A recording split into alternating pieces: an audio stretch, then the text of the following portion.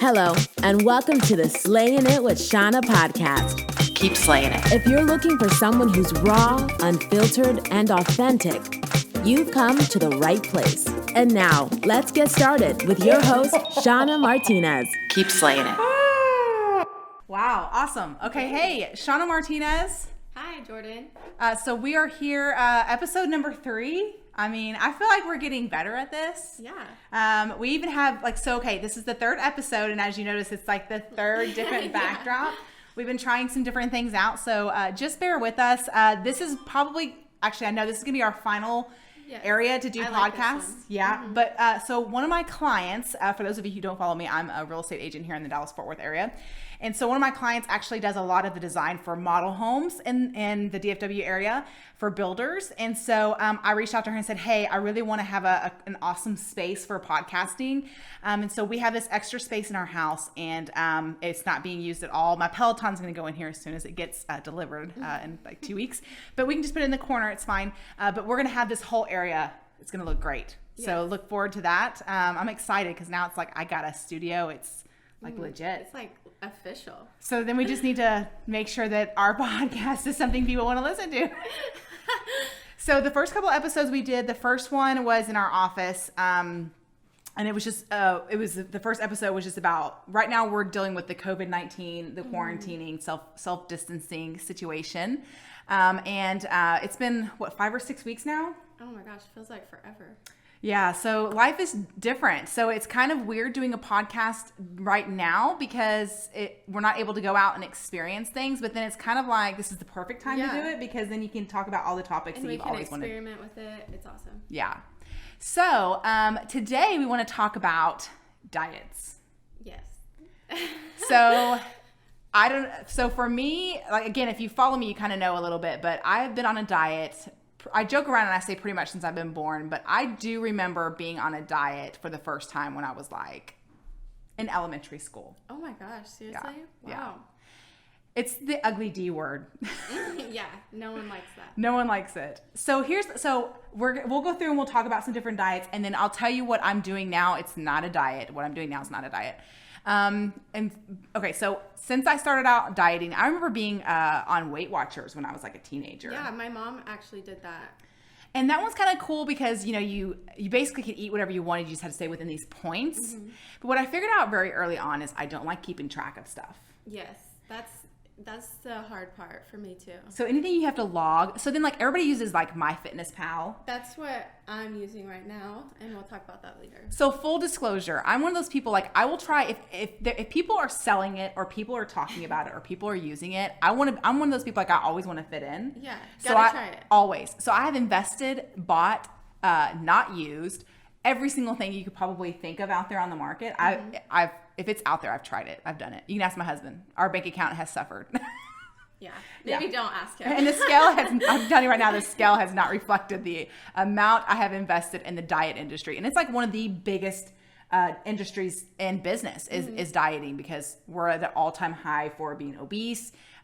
People are as unhealthy as they've ever been. So what I've used this time for during COVID is trying to build my routine and my discipline. That's huge, yeah. So like one of the things that I started doing, and we'll touch on this a little bit later, is as soon as we went to being quarantined, it was like if it was around, I was eating it. Yes, snacks all the time. Yes, like it was snack time all day, every day. Mm-hmm. And people were like, I'm just getting tired of eating. But it's kind of weird because you should just be eating the same amount that you would normally eat, which goes to show you that people eat out of boredom. Yes, I am huge on You're a that. bored eater? Yes, it's awful. So do you have certain snacks that you go with?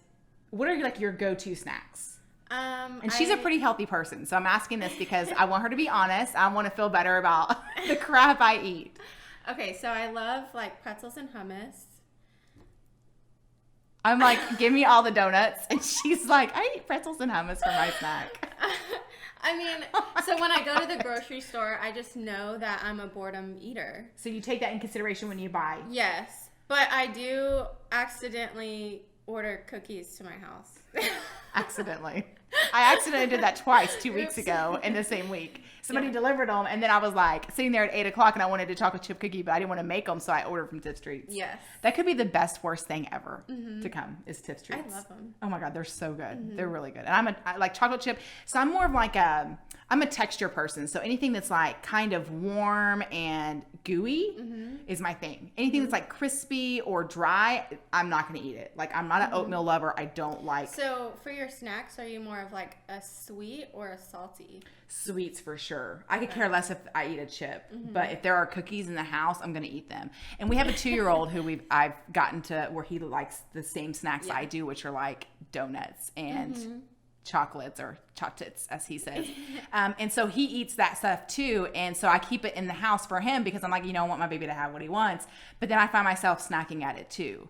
So yeah, for sure I could care less if there were chips in the house, but there's not a donut or cookie that I haven't met that I haven't loved. I think I'm more of a salty person. Really? I love, like, if I buy the family size Lay's chips or something, you'll eat them all? I'll eat them all. Are you one of those that you can sit in one sitting and eat them, or do you really? Yeah. Interesting. It's bad. I do like hummus though. So hummus is actually good. So I'm kind of glad you brought that up. So I actually like hummus, and I bought all the stuff to make it, but it's intimidating to make your own hummus. What? But if you've ever had fresh hummus, so one time I went to a party with my cousin for St. Patrick's Day. We went down to Dallas for the big parade they do every year. And we went to this, all the houses end up having these parties. And it doesn't matter if you know them or not. Like you just go and they're just prepared to have all these people they don't know in their houses. Well, it's kind of cool. And so, but they happen to know these people. And so we went there and they had this fresh hummus that they made. And I basically just sat there and ate like all the hummus. And it was so much better than buying it in a package. So it's just like everything else. Like anything fresh is always going to taste better than what's prepackaged. I guess I have to try the fresh. So I feel like we should make it. Because I have the garlic and I even have the tahini and everything here to be able to make it. Wow, yeah. We're gonna make fresh hummus, and then we'll let you know how it goes. Yeah, that's another thing we've learned is like so being at home with COVID, a couple of things. One, we're cooking a lot more. Although I do still like to eat out, but it's kind of crazy because yes, I'm overweight, and yes, I've always been on a diet, but I actually crave like salads, seafood. I don't like fried food. I have an air fryer because I like wings and things like that, and we cook burgers and steaks and everything in there. But I'm more of like a grilled meat, grilled vegetables. I could eat salmon. Like my favorite thing to eat, and you asked my husband this, we used to go like 3 or 4 times a week. We would go to Gloria's and I would get the salmon chimichurri salad. Ooh, yeah. Like it's my favorite thing to eat. And that's not bad for you.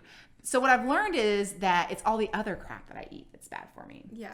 But being stuck at home and having everything be, delivered, it actually helps me because I find myself not putting the things that I would normally put into my basket if we go to the grocery store.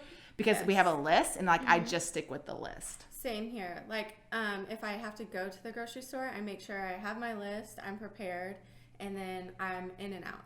And I feel like I save money that way too. Yes. Because like if you've cut me loose in a Sam's, there's been a time or two where we've spent like $400. Yeah. And that's for like a week's worth of groceries. Yeah. And I sometimes go crazy by myself, and then all of it goes bad because you're just one person by myself. There's not enough boredom for you to eat the food. Yeah, pretty much. So I've tried. Let's just go through some of the list of the diets, and you can say yes whether you've tried them or not. And if there's some that I've missed, feel free to chime in. But like, so Weight Watchers, yes. Yes. Jenny Craig, yes. Probably not for you. Not Jenny for Craig's more known for like people who are really. Jordan's never been a day overweight. I'm telling you. But women, we just always struggle with our weight. It's like the number one thing. Yeah. Some of it's just more noticeable in other people. But so I've tried Weight Watchers, Jenny Craig. I've done Slim Fast. I've tried the shakes. I don't know if that counts. But. So I remember being in middle school and we would go to summer camp for basketball. And I remember they gave us a lunch, like it was an all day camp for the whole week. And so you brought a lunch and then they would let us have a break for lunch and you'd sit around and we'd eat with our team. And I remember being embarrassed because Slim Fast was like not something that, like if it was like you had I'm fat on your forehead if you were eating Slim Fast. If you're sitting there drinking your Slim Fast and had Slim Fast on the can, like it was an embarrassing thing. And everyone else has. Yeah, it wasn't like chips, I was even like in my best shape. I've always been bigger than most people, but I've been in like some excellent good shape times in my life, and I've still been like known the little bit bigger girl. I wish now that I could be as big as I thought I was when I was in high school. Like I would give anything to be back then. So I remember being a kid and I was embarrassed. I wasn't gonna bring my Slim Fast chocolate peanut butter bar, but let me tell you something. Those chocolate peanut butter bars were good from Slim Fast. I don't know if you're supposed to eat more than one but I probably did. Well, but I mean, I thought it was Slim Fast, so I thought, of course, it's supposed to make me lose weight. You know, like it's Slim Fast, it's supposed to make me non-fat. And so I would put it in a Ziploc bag. I would take it out of the package and put it in a Ziploc bag. So no one saw? So no one would know where I got it from. Oh my gosh, that hurts my heart. I know, man, mine too. And so, and I actually like the chocolate Slim Fast shakes. Like, I thought they were pretty good. Yeah, I really like those. Now there's so many good shakes out there. Like, Atkins shakes are really good. Like, the French vanilla ones, our kids will even drink those like crazy. I think I tried the banana one, and it was good. Yeah. I would think that would be, like, taste more like a shake. Like a ice cream shake, kind of. Yeah, it tastes like banana pudding. Nice. And it was I like really pudding, good. too. And so, so I did Slim Fast, and then I've done Nutrisystem. No, I haven't. Have you heard of it? Like, you know what Nutrisystem is. I've seen all of the infomercials. I don't care what people tell you, okay? I'm just going to be honest here because that's what we're known for, and I don't spend time lying to people. I don't care how good they make it look on TV. That food is disgusting. Really? It's like you have to talk yourself into, like, this is good, but it's like the whole time you're like, this really is disgusting. So good, and you're crying. Yeah. On the inside. Yeah, on the inside, I'm like sitting here thinking, like, why can't I be like all the other skinny girls that just eat whatever I want and I don't have to eat this nasty food? Yeah. But so everything comes pre-packaged. So what I learned was, and it was like a subscription. So like every 2 weeks you had your food delivered. So you can go in there and change your food. So like the first time you just kind of they kind of have a package already pre-picked for you. You can make changes if you want, but you don't know what's good and what's not. So I would just get whatever the package was. And then I found out, okay, I like the cookies. I say that with a very strong kind of like. I mean, it was like the best of the worst. Yeah. But like cookies, cereal, the breakfast bars, I mean, like those kinds of things I would eat. But like they had like rigatoni, which is like in a meat sauce. And it's like, it came freeze dry. Like nothing was fresh. Nothing was anything that needed to be refrigerated. So everything comes freeze dried. So nothing can be good. It's like you put water in it, let it sit for a little bit, and it has meat. Ugh. You know? Yeah. Like, but the pasta sauce kind of disguised it a little bit. I don't know. Not my favorite, but there's people that lost a lot of weight on it. So here's the thing is like, it doesn't matter what diet. Obviously, if we're going to go through this list, which we are, every single diet, and none of them is stuck. It's like, there's one constant. It's me. It's like, maybe I'm not good at this dieting thing. And so I did Nutrisystem, and then I did, what are some other diets out there? Do you ever do the cabbage diet? No. So back when I was younger, like I remember my aunt and my mom doing the cabbage diet, and it was like all you ate was like this cabbage soup. I mean, it worked. For like how long? Just consistently? Like yeah. I don't know where I got my lack of being able to commit to things from, because like my mom, she would commit, she would do something, she committed to it. There was no question. My husband is like Mr. Commitment. I mean, he's still with me, so there you go. But, you know, like he says he's going to do something, he's going to do it. And I envy people who are like that. It's not that I can't be like that. Like I just have to change my behaviors. Yeah. And I think you have to have a really big why. Like, I think if you get sick and tired of something enough, you're going to do something to change it. I say I would be the same commitment-wise, because I will start a diet and then I'll be going You're gung-ho about it. This is what I'm going to do for the rest of my life. And Yes. then 4 weeks later, I'm like... 4 weeks. Like, that's a pretty good chunk of time. Yeah. But... True story. It doesn't go longer than that. I ordered Optavia. I think that's how you say it. Optavia. It's like, it's another thing like kind of like Nutrisystem, only, I mean, it's kind of like the same thing. And I had some people talk me into it. This is the thing is I can be talked into anything. Like, oh no, I don't want to buy it. Like, oh please, okay, put me down. And these things are not cheap. Like none of this stuff is cheap. So it was like, I think almost $500. And everything comes in like this big box. And you basically, it's like you eat these different packaged meals, and they're like in little bitty packages. You could have like, they didn't have popcorn or stuff like that, but they had like cereal and breakfast bars and things like that. And then you eat one clean meal a day. So it had to be like, they call it a green meal. So it could be like a grilled meat with like grilled veggies and stuff like that, which I'm fine with. But oh my gosh, like I was hungry all day, and I tried it for I think 2 days, and I was like, I'm done. 2 days, wow. Yeah. You're just like, this is not for me. No. I've tried the isogenics. I don't know what that is. So isogenics is like, a big part of it is just them starving you to death, I think. So it's like isogenics. I don't remember exactly what it was all about, but I remember I gave all my stuff to my aunt because she had posted that she was looking into doing it. I'm like, I got you covered, girl. So this is the thing is everybody has benefited from me buying this stuff because most of the time I just give it away. I don't usually sell anything that I have because I'm like, I already paid for it. Lesson learned, whatever. And then next week I'll be buying something else. Count my words. Trust me on that. But so the Isagenix had like, it was like fasting. You could do fasting for, they had like one that was like 12 hours, 24 hours. I think there was like a couple of 24-hour fasts. You drank this little drink. It's supposed to help like burn calories. And then there's like these, they had like these different pills you could chew, and you're supposed to chew them like a couple times a day, and they were like chocolate flavored. They were so disgusting. Yeah. But it was like mostly like, it was like the same thing. You just take these products, you drink them, you don't eat anything until like you could eat one meal a day. No snacks. Or you could have one of their snacks. So they had like a snack, and it came like a prepackaged little thing, and that was your snack. Or you could have like carrots. Ugh, hate carrots. Do you really? I hate them. Have you tried eating the carrot chips with the hummus? It's actually pretty good. No, anything carrot, I really? I hate. That's interesting. Yeah, when I was a kid, I went to daycare, and we had to Everybody has a story behind the things that they hate. We had to eat all of our food, or else we didn't get dessert. Well, they would always give me carrots for a side. And I hated it. Like them, yeah. So I started telling people that I was allergic. They obviously didn't believe me. Because they still gave it to you? Yeah, they still gave it to me. So what I did, I wrapped it in a napkin, went to the bathroom, and flushed them down the toilet. So I have a similar story with snacks. And then you got dessert. Yeah. Jordan's way smarter than I am.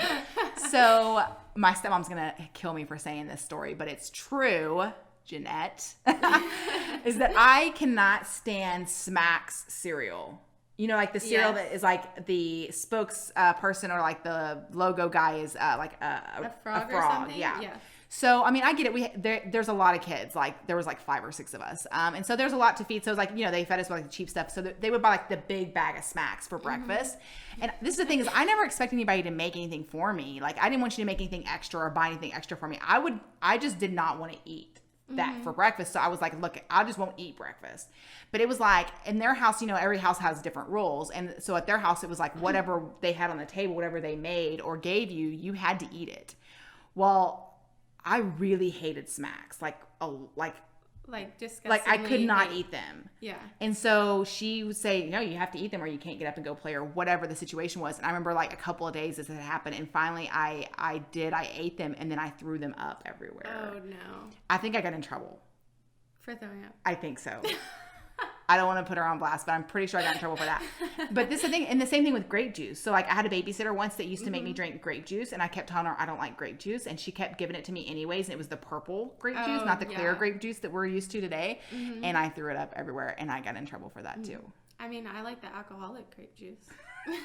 Is there a such thing as wine? Hello. Oh. I'm so blind. Is there such a thing? Because I want it.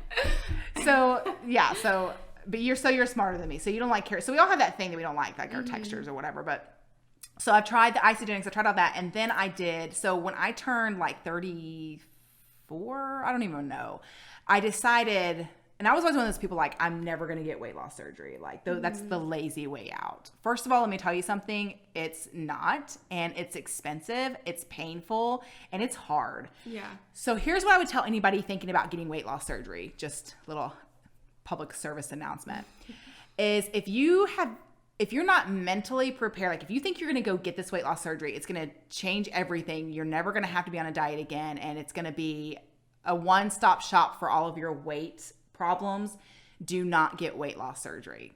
Because I was one of those people, like I had tried everything and I thought, I'll just get weight loss surgery. And I went ahead and I got the sleeve. So about 5 years ago, I would say I got the sleeve and it was great. But it was, to this day, I've had 2 C-sections, a tummy tuck, and a sleeve, and the sleeve was the hardest one to recover from. Because what they do is they make 3 like incisions, and then they cut your stomach out, and then they pull your stomach out. So you only have like 2 ounces left of your stomach. And then they sew it up, and then they pull the rest of it out of the third one or whatever. But they're messing with like your abdominal area and stuff. And so I mean, it was like the most painful. I had to sleep on like the little reclining chair in our living room for like 3 weeks. I mean, it was like. It was tough. That's brutal. It was a tough surgery to recover from. And I lost 75 pounds like that. Oh, wow. So that's the thing is like, because you're on a liquid, as soon as you're on a liquid diet before you lead up to the surgery. So there's like a prep because you have to get your, they will not operate if you have an enlarged liver. Okay. So I have fatty liver. And so they were like, we won't even operate if it's still the size that it is whenever we go. If we cut in and it's there, like we won't do it. So to get that to reduce in its size, they put you on like a shake diet 2 weeks leading up, like 14 days leading up to your surgery. You're on an all liquid diet, depending on your doctor. So my doctor was like 2 shakes a day, 1 clean meal, but it had to be like a piece of chicken and some vegetables and then water only. That's it. Very strict. And I will tell you, leading up to the surgery, I lost 15 pounds in those 2 weeks. Oh my gosh. Because I was like, I'm going to follow it. Like, this is going to be life-changing. Like, this is what we're going to do. And so I was gung-ho about it. And then I had the surgery. And then within the first 45, 60 days, I had already lost like 40 something pounds. So when I had my surgery, I weighed in close to 275. Still can't believe I said that out loud and put it out there for the world to see. But I got below 200 for the first time. I was doing Camp Gladiator. Like, it was the best shape I'd ever been in. It was the best thing that I did for myself at the time. Then we decided that we were going to have a baby. So they say you need to wait at least 18 months to get pregnant. I got pregnant the 18th month. Oh my gosh. After having my surgery with Silas. The best, he's like the best thing ever. Oh my gosh, I love him. But I gained 55 pounds with him. And I still have never lost all my pre-pregnancy weight. And so then it was like, I'm like, okay, so I did the weight loss surgery, and guess what? I'm still overweight. I'm still considered obese category, which that in itself makes me sick to say. Because this is the thing, is like what you think you look like and then you see yourself in a picture are two separate things. Oh, but not the selfie picture. No. Because selfie only gets like the good angle. Oh, yeah. Yeah. If you turn your camera around, set it up, and then take a picture. Or let your husband take all these pictures without you knowing about it and then posting them on social media, and it's like you putting something in your mouth midway, chewing something, not looking at him, and it's like the worst. It's the worst view of you ever. That's me. That's what I see that. And I'm like, wait a second, when I left the house, I didn't look like that. Like, where did the 50 pounds come from? Who is that? But when I left the house, and then he took the picture, like, obviously the camera adds 50 pounds. What filter are you using? Turn it off. Like, so you don't see yourself like that. So then like time had gone by. And, so I had Silas, he'll be 3 in August.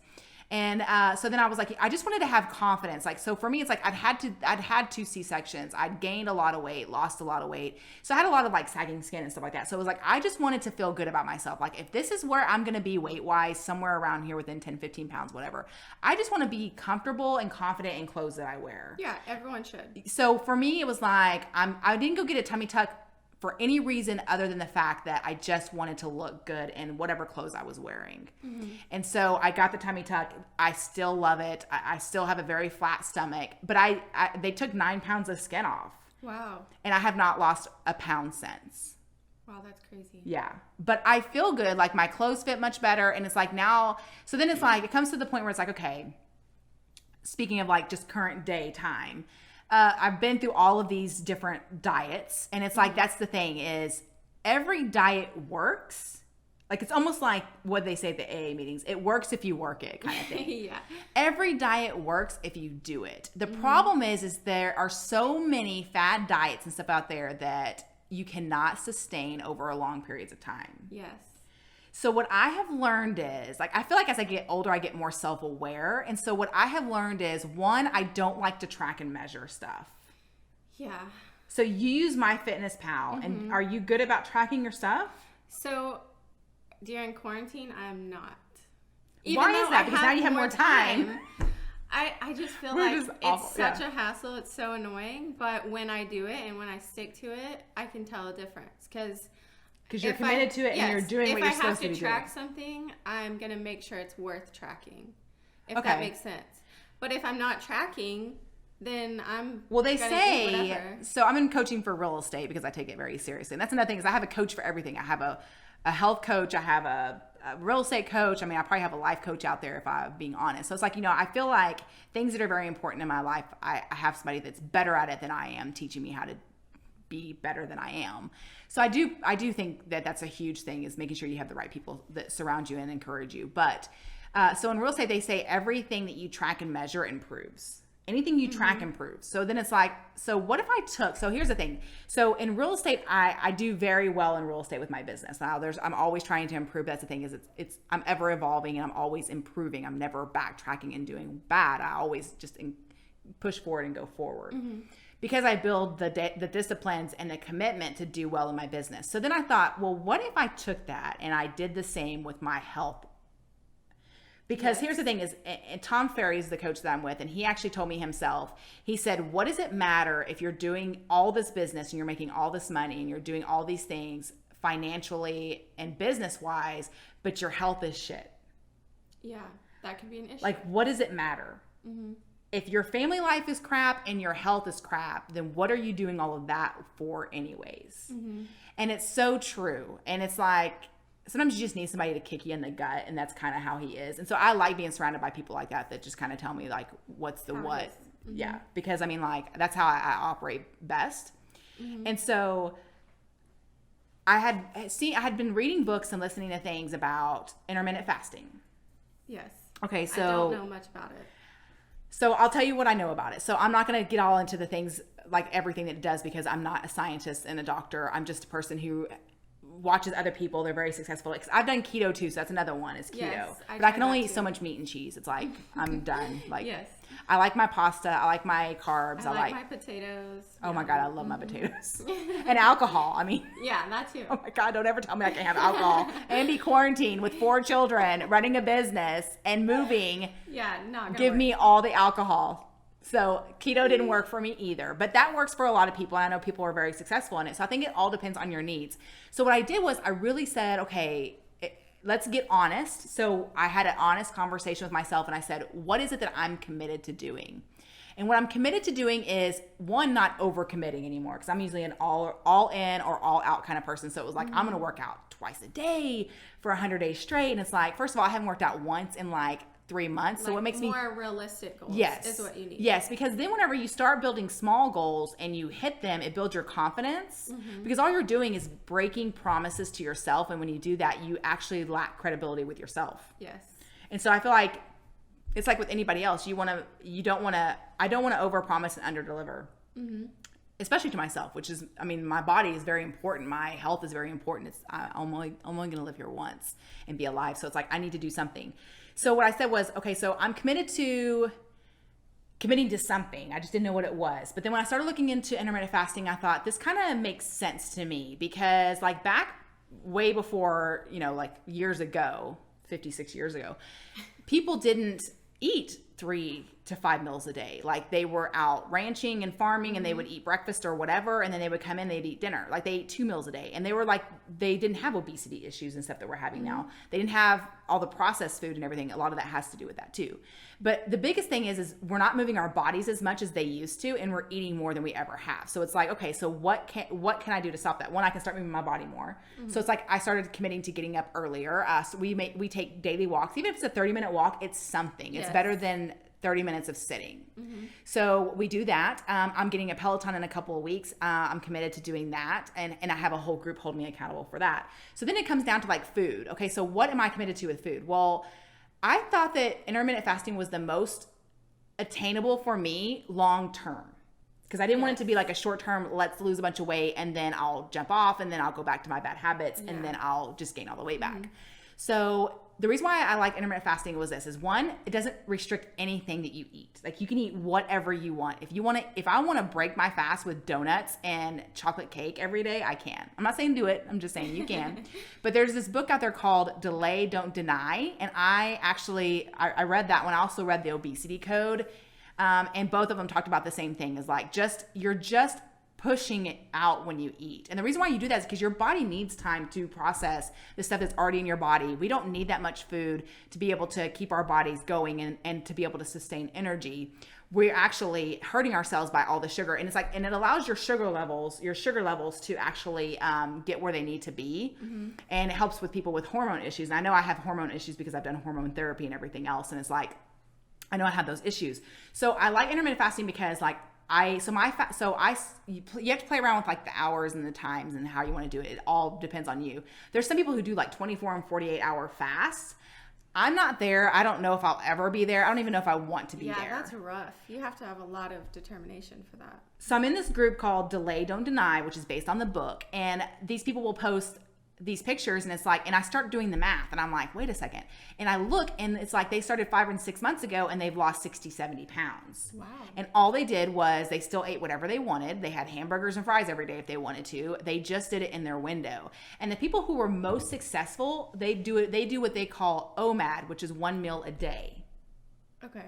So they have like a 2-hour window or a 1-hour window that's open, and they eat whatever they want during that 1 or 2 hour window, and that's it.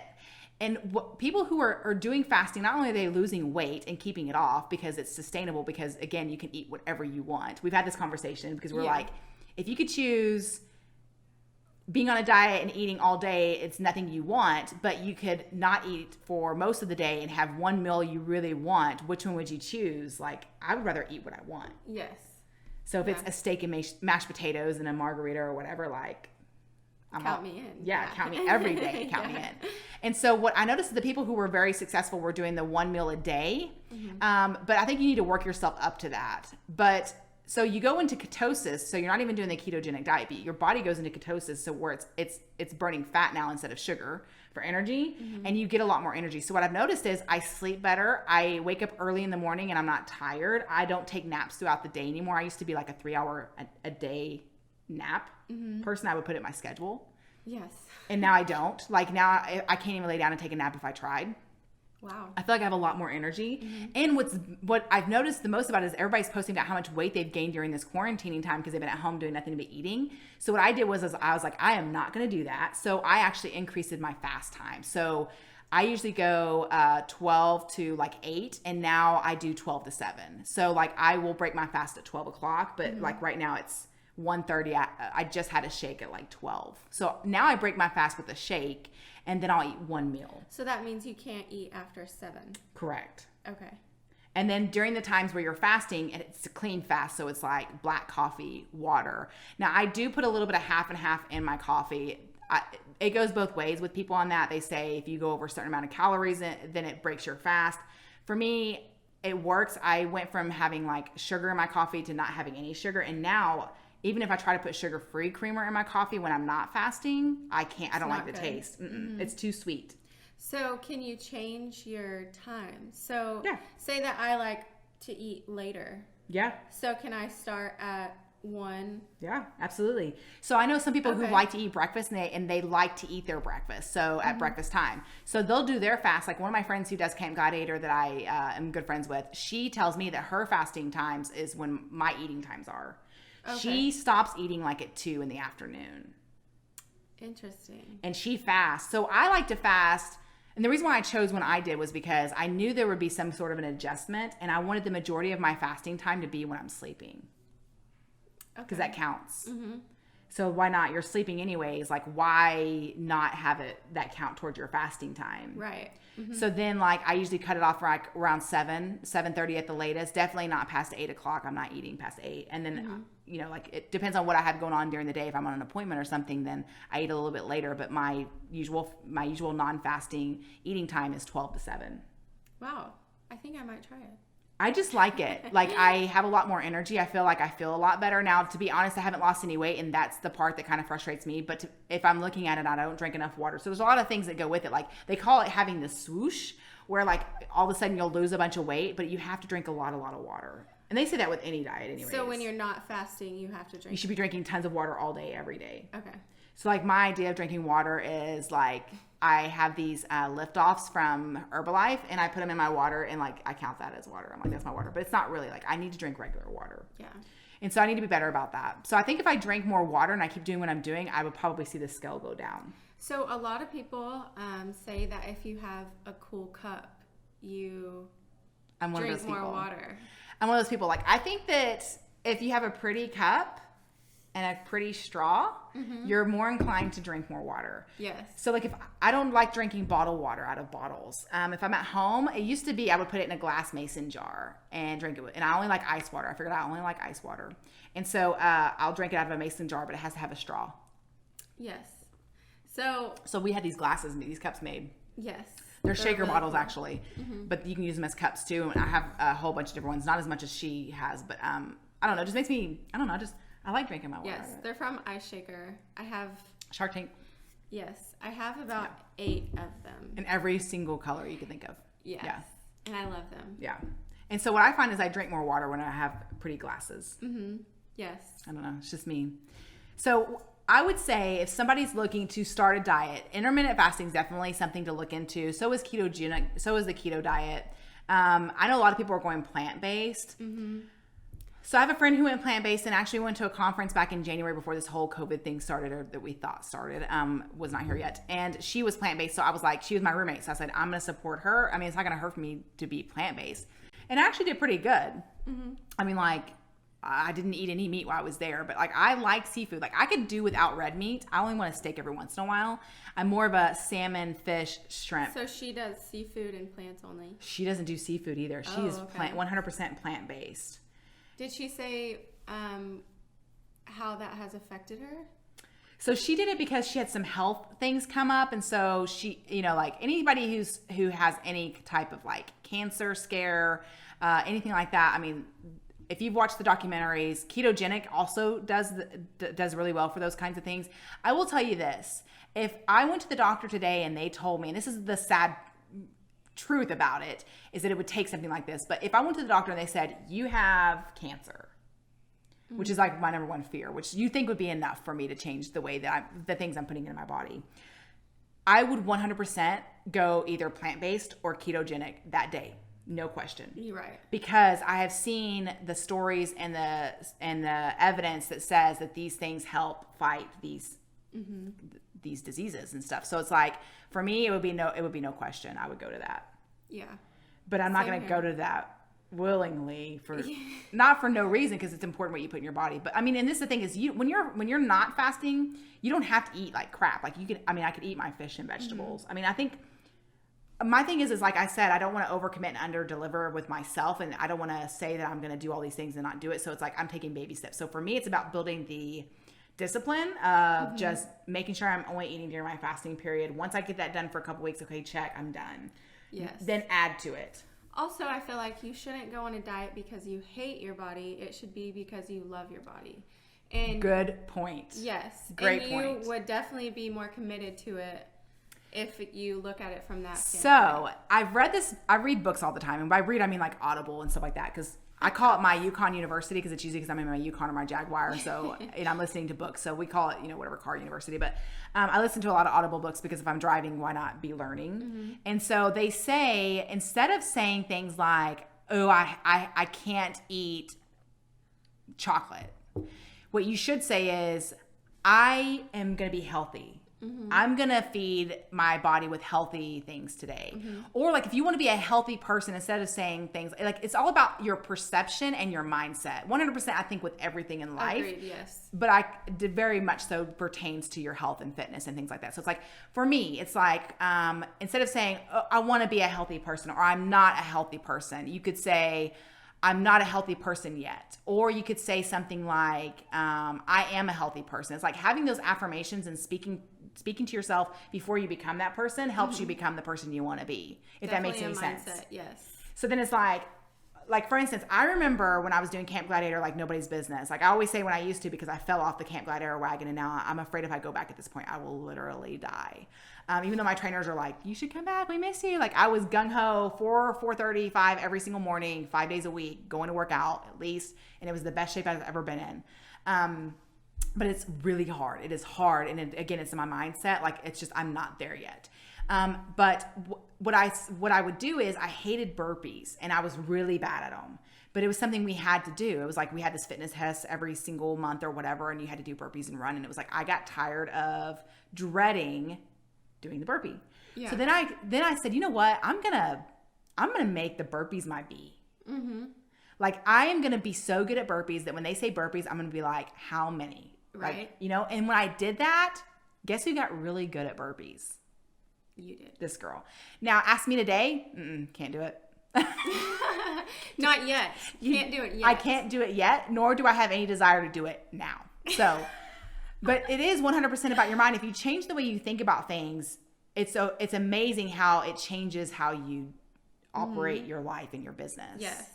So it's like, for me, it's like I always, and they say, try to picture somebody that you see that is healthy And then that's the reason why they say affirmations and meditation is so good for you every single day when you wake up, is because if you picture it, like for me, I always picture things when I'm working out. Like if I'm running, I'm always picturing like what I'm going to look like in that outfit whenever I lose the weight. Or I do that as well. Do you? Yes. And it makes me go longer. It makes me do it more, and it makes me feel better. Yeah. So at my apartment, the treadmills are faced to these huge windows that lead out to the pool. Oh, nice. And so when I'm running, I'm just picturizing, yes, what I'm going to look like in the summer. Yeah. And it makes me go longer, for sure. That's interesting. So when I'm on the Peloton, like, you're by yourself in this room, but you have this big screen and the trainers on there, and these trainers are amazing. That's why I think Peloton's so popular. But, I'm like, I can feel myself getting stronger, and like I take on this persona of like me being a bad egg. They say you need to have an alter ego. So like they actually have this book called The Alter Ego Effect, and they came and spoke at a local conference that we went to in January. And then after I was like, oh, I already do that, and I didn't know that I already did it. So when I'm prospecting, looking for business, which I do every single day in my business, if I have a hat on, I will automatically flip it around where the bill's on the back, and it just changes the way I feel about what I'm doing. Same thing when I work out. So my hair was short, so it's growing out. I think I'm going to keep letting it grow out. But I'm a hat girl. You can ask her. She wears hats a lot too. But I wear hats just around. Like yesterday, I had a hat on. And when I would work out, I would have my hat on. And when we would start working out, I would flip it around. Yes, I've noticed that. I think mostly because the bill would, like, I didn't like looking up, not being able to, it would like get in the way of my vision, being able to see the trainer if I'm on my mat. But mostly because I just felt like when I turned my hat around, like Billy Bad came out. Yeah. So I think maybe you have to kind of dive in and maybe find your alter ego. And I think it's important that you just find something that you can sustain for a long period of time. Like, don't think of it as in a short period. Like, have short-term goals. Like, I want to lose 5 pounds or whatever. But what I found with the intermittent fasting is that people who are very, very successful, and there are some people who are phenomenally successful at this, and that's what keeps me going, is that on average, they're losing like 8 to 10 pounds a month. And if you do the math, depending on if there's a 4 or 5 week month, I mean, that's a little like 2 pounds a week, 2 to 2.5. And that's what they say is average and sustainable for you to do anyways. Right. But people don't think about, like, if you start today, what you'll look like 5 months from now, or what you'll look like 30 days from now. Like, take pictures. Oh, that's the big thing, is they say take pictures. Yes. So I have this friend. She's going to school for nutrition. She's getting her master's degree. And she kind of put me on this program, tracking my macros and working out. So it's a whole other thing. Yeah. Yes. So that's currently what I'm trying to do. And so I started, it was last year when we started a trial. And I took before pictures. And then at the end of like 6 weeks, I believe, I went back and looked at the first week picture, and I was like, was there a big difference? Yes, huge But difference. you don't think there is. No. Especially if you don't see the scale move. Yes. So that's another thing, is some of these were, so you're a picture taker, not a measurer. No. I don't like to measure either, because one, I don't know where I'm measuring, and if I'm measuring in the same spot twice, a month later. I'm not very accurate. But some of the people who have been very successful in intermittent fasting, they showed a picture of a before and after of a girl, and I'm talking like a huge difference. And the only difference in weight was 10 pounds. Wow. But the difference in size was, you would easily think she lost 50 or 60 pounds. Oh my goodness. That's crazy. And most of these people don't even work out. Like, they just do the intermittent fasting and that's it. Wow. Or they'll start the intermittent fasting. They're like me. They start the intermittent fasting, and once they got a grasp on that, then they just added something slowly. Like, a lot of them would say, oh, I do strength training a couple of times a week, or I walk, 30 minutes a day, or whatever it is. Like, there's this one girl I follow, not FabFitFun, that's the box, but Fit and Fat. Her name's Corinne Crabtree. We've talked about it in the last podcast we did. But I started listening to her because she lost 100 pounds on her own, and she said what she did was, the first thing she did was, she knew that she could walk on the treadmill for 15 minutes. So what she said she would do is, she would go to their local Y, and she would get on the treadmill, and she would walk for 15 minutes, and then she'd get off and go home. And that's where it started. And now she is like, I mean, she's a health coach. She's great at what she does. She has all these followers. But she said it's about the small things that you do. Like, do what you can where you are right now, and then add to it. Yes. So for me, I used to lift all the time. But now that I haven't, when I started lifting like last week, I was like, I just got down on myself because I couldn't lift as much as I could. And then I just kind of put it away. So definitely going to work on that. I think we all have drunk monkeys is what they call them. And it's like where they're telling us lies to ourselves. But it's because we believe what we have so much bad internal dialogue. Yes. I know I'm horrible about that. Me too. Like I exude like I have all this confidence. And I do. I'm a lot more confident now in the woman that I am, in the body that I am right now than I have ever been in my entire life. But on the inside, I always think, you're never going to get where you want to go. You're never going to be, the person you want to be. Your business is never going to be as successful as you want it to be. But that kind of pushes you too. It does. But then there's days when I'm like, I feed into it and I think, and those are the days where I eat like crap. I don't work out and then I feel bad. Yes. I have the same thing. So I'm trying to make it where I have a lot less of those days and a lot more days where it's like, no, I'm going to get up, I'm going to do this. And like what I figured out with my business, and right now a lot of businesses are hurting. And not to say that ours hasn't like made some changes and had to make some adjustments and pivot. We have, we've had a little bit less in transactions, but we're still doing very, very well. And it's because on the days when I didn't feel like doing something, your motivation has to be replaced with discipline. And another agent, Tom Toole, was talking about that today on his Facebook post. He had a video going on, and it said, and it's 100% correct, is that you're going to lose your motivation. But if you already have your discipline and your daily routines in place, it's going to help you on the days when you don't have that motivation.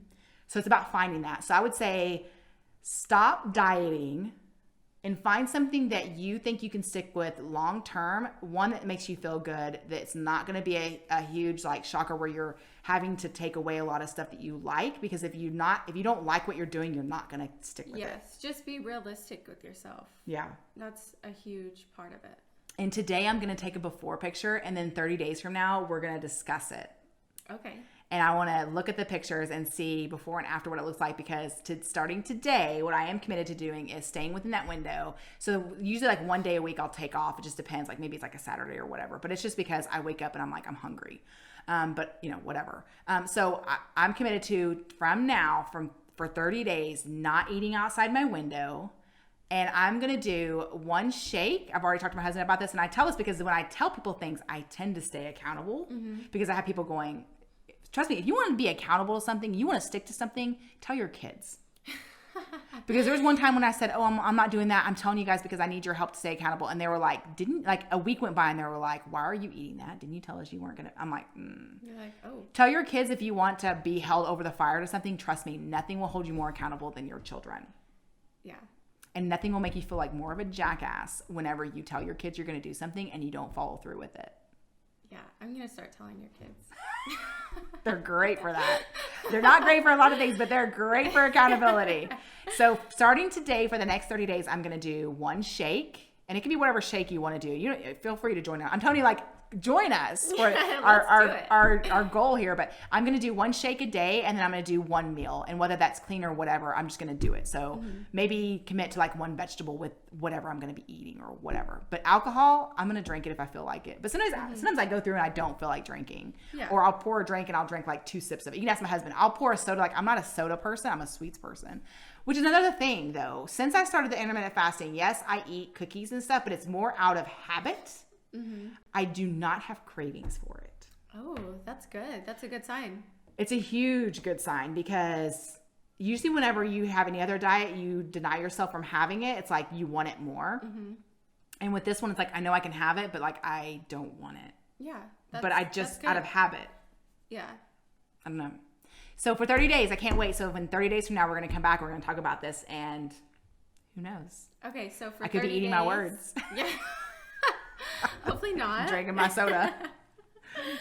But for 30 days, I'm going to try to do my tracking again. I'll start today. So for 30 days, you're going to track every day. Yes. Okay. I'm going to get back on it. And then I'm going to try to do my workouts. When you're tracking your stuff, just for clarification, are you just saying you want to have the habit of tracking your stuff, or are you tracking your macros, your calories, or what? So I track my macros and my calories. So Jordan will have to teach us how to do the macros thing. I've tried, and I just like... Well, there's this macro calculator online. You put in your information and it tells you what you should be eating. Yes, but it's hard to stay within those numbers. It's very hard, but my friend who's trying to keep me on track, she gives me kind of a meal plan. That stays within your macros. Yes. If I follow that, I kind of notice what I can and can't have. But there's nothing that you can't have. Just as long as you just have to adjust. Yes. So like if you have something that you have way over your carbs or whatever, your fat, then you have to make sure that you adjust it with your next meal or whatever. Yes. Yeah. So and you'll be able to tell on MyFitnessPal easier. because it'll tell you how many days you tracked. And it will actually send you notifications saying, hey, it looks like you didn't log. Yes. We didn't see you yesterday. Yeah. For about a couple weeks now, I've been getting those. Yeah. Because once you fall off, it's hard. So that's why it's important to have like a really good tribe of people around you. So we'll see you guys before 30 days, but in 30 days, we're going to talk about this again. Yes, we'll have we'll see if Jordan did her commitment, and we'll see where I'm at on mine. So well, now we have to. So yeah. You guys have a great day, and keep slaying it, you guys. This episode of the Slayin' It with Shawna podcast has ended.